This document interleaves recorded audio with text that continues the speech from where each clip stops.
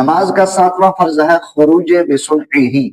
یعنی کہ نماز مکمل کرنے کے بعد اپنے ارادہ کے ساتھ نماز سے باہر آنا، نماز کو مکمل کر کے، تو یہ خروج بسنعہ ہی کہلاتا ہے، اور یہ بھی فرض ہے کہ نماز مکمل کرنے کے بعد انسان اپنے ارادہ کے ساتھ نماز سے خارج ہو۔ لیکن السلام علیکم کے جو الفاظ کہے جاتے ہیں نماز مکمل کرنے کے بعد، اس میں لفظ السلام، اس کا کہنا یہ واجب ہے۔ اس کے علاوہ کسی اور لفظ کے ساتھ نماز سے باہر نکلا تو فرض تو اس کا ادا ہو جائے گا، لیکن گنہگار ہوگا کہ اس نے واجب کو ترک کر دیا۔ السلام کے الفاظ کے ساتھ ہی، ارادہ کے ساتھ ہی علیکم کہنا یہ واجب نہیں ہے، السلام لفظ صرف اتنا واجب ہے، لیکن ارادہ کے ساتھ نماز مکمل کرنے کے بعد نماز سے باہر آنا۔ اس میں ایک اور صورتحال بھی یاد رکھیے کہ ہم جب جماعت کے ساتھ نماز ادا کر رہے ہوتے ہیں، کبھی امام سے کوئی غلطی ہو گئی، امام نے سجدہ صاحب کیا، تو سجدہ صاحب کے لیے بھی چونکہ سلام ایک طرف پھیرا جاتا ہے، پھر سجدے کیے جاتے ہیں، تو ایسے مقتدی جنہوں نے مکمل نماز امام کے پیچھے ادا کی،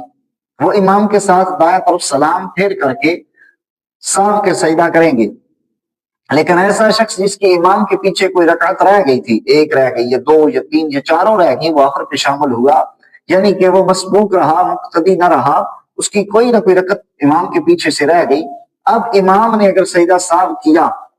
تو یہ شخص جس کی کچھ رکعت رہتی ہے، یہ امام کے ساتھ سلام پھیر کر کے سجدہ صاحب نہیں کر سکتا، بلکہ یہ بغیر سلام پھیرے صرف سجدہ صاحب کرے گا۔ اگر یہ سلام پھیرے گا تو اس کی نماز نہ ہوگی، اس کو دوبارہ نئے سرے سے نماز پڑھنی پڑے گی۔ اور جماعت کے ساتھ اگر ہم ہوں تو امام سے آگے آگے سلام نہیں پھیرنا چاہیے کہ ابھی امام نے شروع کیا اور ہم نے سلام مکمل بھی کر لیا،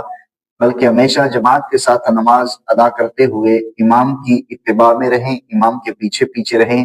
ارکان ادا کرتے ہوئے یا انتقال تکبیرات یا سلام پھیرتے ہوئے۔ نماز جلد بازی کے ساتھ ادا نہیں کرنی چاہیے، احادیث کے اندر اس کی بڑی وعیدیں آئی ہیں، بلکہ جب بھی اللہ کے حضور حاضر ہونے کا شرف مل جائے، تو خدا کے حضور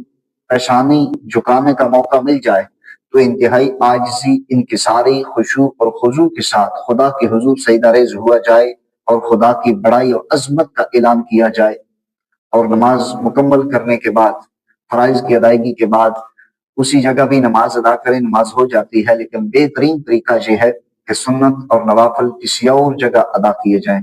اللہ کریم کی ذات ہمیں نماز کے متعلقہ مسائل سمجھنے، سیکھنے، ان پہ عمل کرنے کی توفیق عطا فرمائے۔